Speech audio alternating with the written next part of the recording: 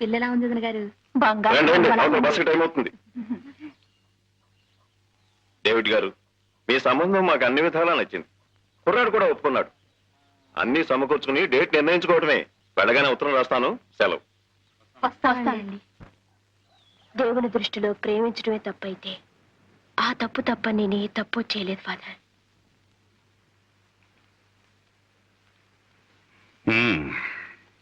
ఈ సమస్యకి పరిష్కారం అంత సులభంగా లభిస్తుందని నేను అనుకోను. అయినా డేవిడ్తో చెప్పి చూస్తాను. God is great.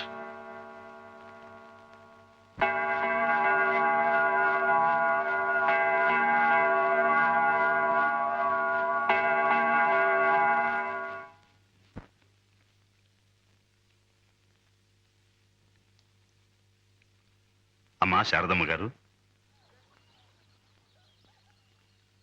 సంప్రదాయమైన హిందూ కుటుంబంలో పుట్టిన మీరు ఇలా క్రైస్తవ దేవాలయం ముందు ప్రార్థన చేస్తున్నారంటే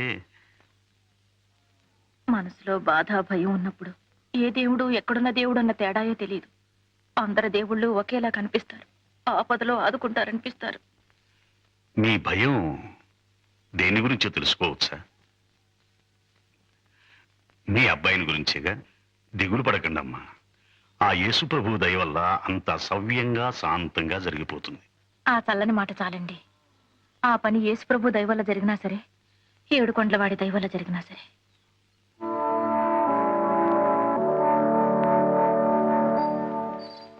ఫాదర్, మీరేనా ఇలా మాట్లాడుతున్నది? మనమెవరు, వాళ్ళెవరు? నేనిప్పుడు మాట్లాడుతున్నది 2 మతాలని గురించి కాదు, 2 జీవితాలని గురించి.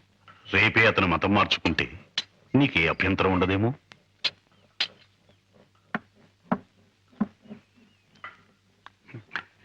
సమాధానం రాదు.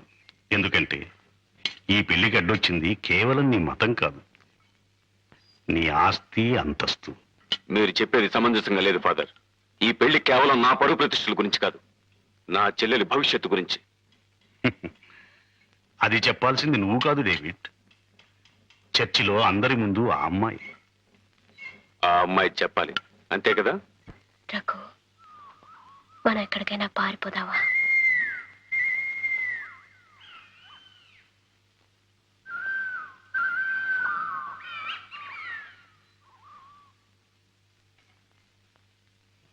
మా అన్నయ్య నాకు పెళ్లి నిశ్చయించాడు.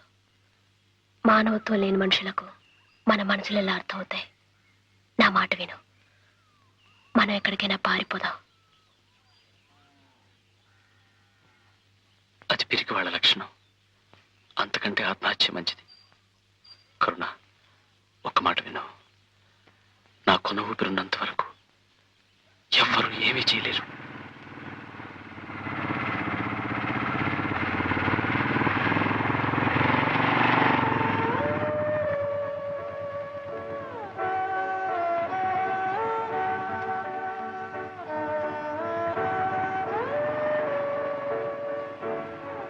సార్, మాది ఒకే మాట, ఒకే ప్రాణం.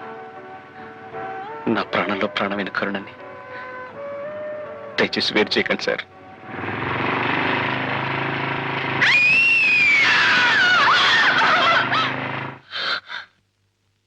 గువ్వ పెట్టల్లా గుండెల్లో పెట్టుకుని నిన్ను అపురూపంగా పెంచానే, ఆ గుండెనే రాబందులా చీల్చి చీల్చి పడేసావు కదే విశ్వాసఘాతకురాలా.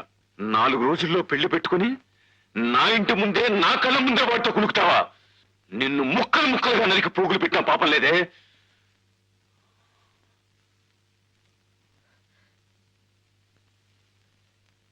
నా రఘు జీవించున్నంత వరకు నన్నెవరు ఏం చేయలేరు.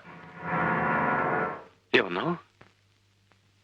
నా రఘు జీవించున్నంత వరకు నన్నెవరు ఏం చేయలేరని చెప్తున్నాను.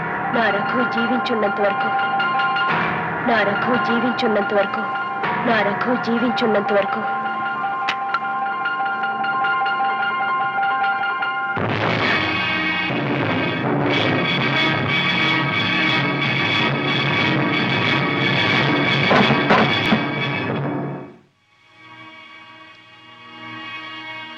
ఎక్కడ వాడు? ఎక్కడ నీ కొడుకు?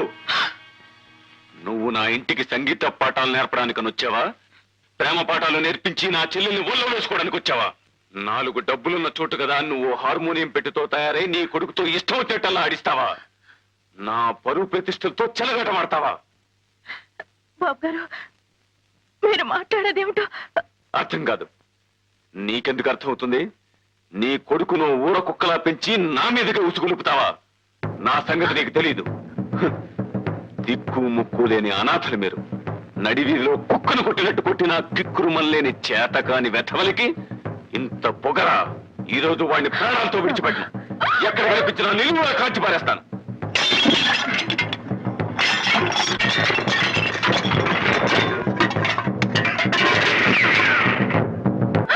అయ్యో,